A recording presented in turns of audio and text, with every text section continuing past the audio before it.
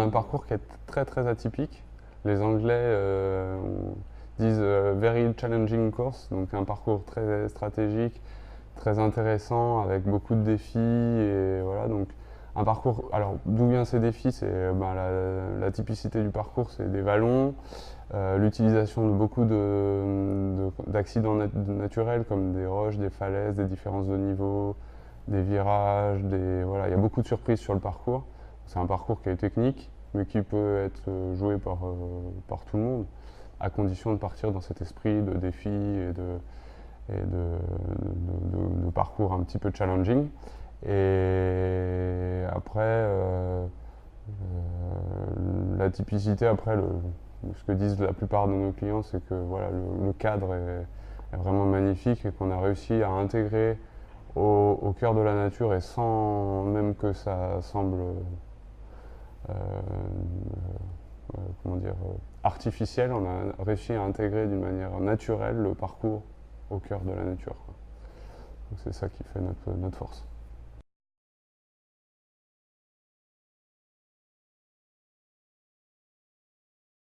Alors aujourd'hui, on a 9 trous, plus 4 trous. On a commencé, donc on a ouvert en 2011 sur 9 trous qu'on a modifiés. À l'époque, c'était des trous qui étaient dans les zones qu'on avait le droit de construire au départ, c'est-à-dire sans défricher. Donc le parcours était très étendu, des longues marches entre les différents trous, et on a même vraiment longtemps hésité à ouvrir avec ce parcours-là parce qu'il était vraiment tordu. Et depuis 2015, donc l'autorisation de défricher, on a reconstruit des trous. Donc là, on est aujourd'hui à 13 trous de joués et 16 trous de construits. Les 3 derniers vont ouvrir dans à peu près 2 mois. Les 13 trous qu'on joue aujourd'hui sont beaucoup plus logiques, les trous s'enchaînent beaucoup mieux. Et on a on a 9 trous qui sont un peu définitifs. Le tracé définitif est fait. Et 4 trous qui vont être complétés donc, par 3 trous dans 2 mois, qui mériteront encore un petit peu de travail jusqu'à l'aboutissement, donc aux 18 trous, quoi.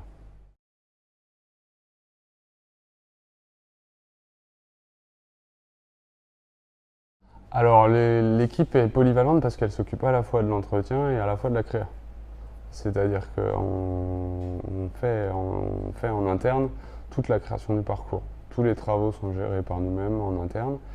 Donc l'équipe doit à la fois entretenir le parcours et à la fois créer. Ils sont 4 sur cette équipe de terrain. J'aime aller avec eux de temps en temps, mais j'en ai pas souvent le temps malheureusement. Donc il y a mon père qui gère les travaux et l'entretien du parcours. On a un jeune qui s'appelle Adrien qui est en école de greenkeeping à Dunkerque, qui sera amené, s'il le souhaite, à prendre la direction de l'entretien du parcours à terme. Et on a recruté Thibaut, un nouveau qui est sur la partie entretien, et Stéphane, notre premier salarié, qui s'occupe un peu plus de la mécanique. Voilà. Et donc l'emploi du temps, c'est à peu près 80% entretien, 20% création, quoi. À peu près. Les substrats, c'est des substrats naturels en grande partie, sauf pour les greens, bien sûr. Donc green, c'est un apport avec beaucoup de sable, un petit peu de terreau. Et puis le reste du parcours est fait sur le sol naturel, qu'on prépare soit en broyant les cailloux, parce qu'on a un terrain qui est très, très caillouteux, avec un sol superficiel et très, très pauvre. Donc on a un broyeur à cailloux pour préparer les surfaces avant de les ensemencer. Et puis sinon, on se débrouille avec le terrain naturel, c'est-à-dire qu'on a des zones où on a plus de terre, où on peut utiliser cette terre sur d'autres zones qui sont plus pauvres. Voilà, on se débrouille en interne. Les seules choses qu'on a achetées, c'est du terreau et bien sûr du sable.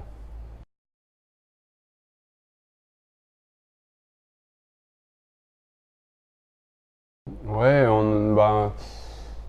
le plus gros, notre plus gros ennemi, c'est la sécheresse finalement. Parce qu'on arrive, dès qu'il y a un petit peu d'humidité, à faire du gazon qui est très, très beau.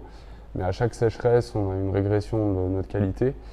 Au départ, on voulait faire un golf où on n'arrosait pas les fairways, c'est-à-dire on arrosait juste les départs et les greens, les tours de green.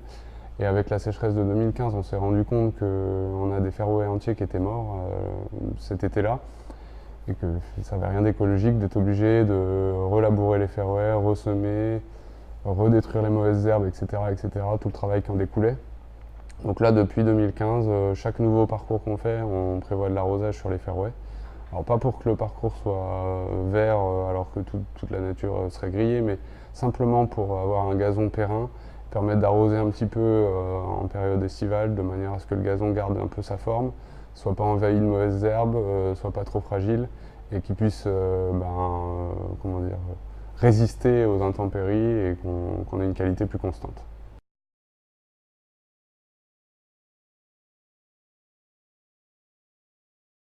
On a commencé d'en parler avec Adrien justement pour mettre en place un calendrier d'entretien qui sera en relation avec les différents événements du club.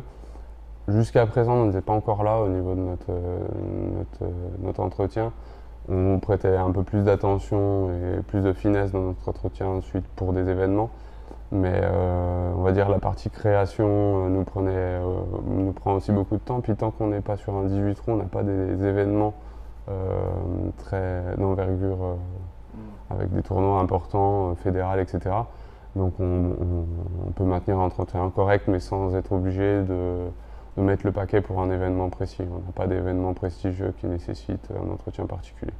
Maintenant, cette année, on a quand même 3-4 belles compétitions où on a des sponsors qui nous suivent depuis longtemps, qui nous font plaisir d'animer des Open un peu sympas, sur lesquels donc, on veut mettre un petit peu d'accent sur un golf, c'est surtout sur la qualité des greens en fait, hein, pour que le jour J, le parcours soit le plus sympa au niveau des greens bien roulants, bien pitchants. Voilà. Donc on a adapté un petit peu notre programme cette année.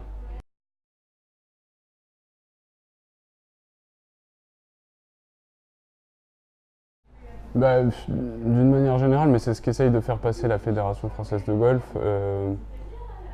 On va dire que si je fais un résumé, un golf bien vert égale un golf bien entretenu, et un golf qui serait pas bien vert serait mal entretenu. Ça, c'est l'image qu'ont les gens. Maintenant, il y a plusieurs grands tournois internationaux, US Open, qui se sont joués sur des parcours secs. Et donc, on essaye de changer petit à petit le regard qu'ont nos clients sur l'entretien, et d'accepter certaines choses qui sont bonnes pour l'environnement, qui sous-entendent que l'entretien du parcours est fait d'une manière raisonnée. Et donc ça veut dire que le parcours n'est pas tout le temps vert à chaque instant, mais il y a beaucoup de pédagogie à faire par rapport à ça, parce que le premier réflexe de quelqu'un, c'est quand il voit une tache de maladie sur un green, c'est un problème d'entretien, alors que pas forcément. Il faut qu'il puisse accepter qu'une maladie puisse apparaître, qu'on puisse avoir une tolérance qui s'installe de manière à ce qu'on ne soit pas obligé d'utiliser des produits phyto en préventif, en grande quantité, et qu'on laisse un petit peu la nature se débrouiller, quoi.